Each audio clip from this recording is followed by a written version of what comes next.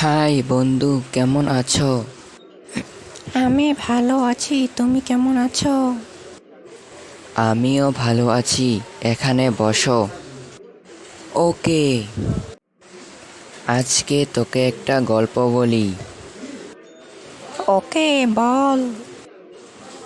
এক গ্রামের পাশে একটি ঘন নিবিড় বন ছিল। অনেক প্রাণী সেখানে বসবাস করত। তার মধ্যে একটি প্রাণী ছিল খেকশিয়াল। সে ছিল খুবই ধূর্ত। সে এত চালাক ছিল যে যে কোনো পরিস্থিতির সর্বোত্তম ব্যবহার করতে পারত।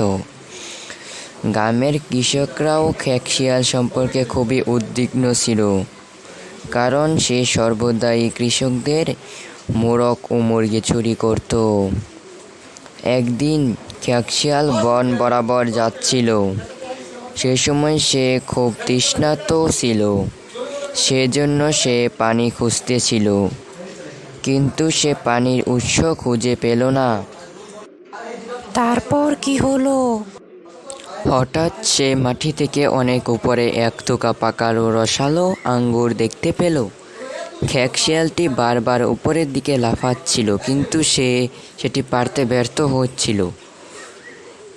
তারপর সে বারবার চেষ্টা করতে থাকলো, কিন্তু কোনো ফল লাভ করলো না।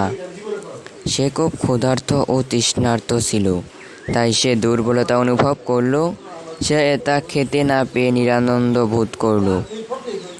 তাই ধূর্ত শিয়াল নিজেকে সান্ত্বনা দেওয়ার জন্য বলল, আঙ্গুর ফল টক এবং তা স্বাস্থ্যের জন্য ক্ষতি নয়।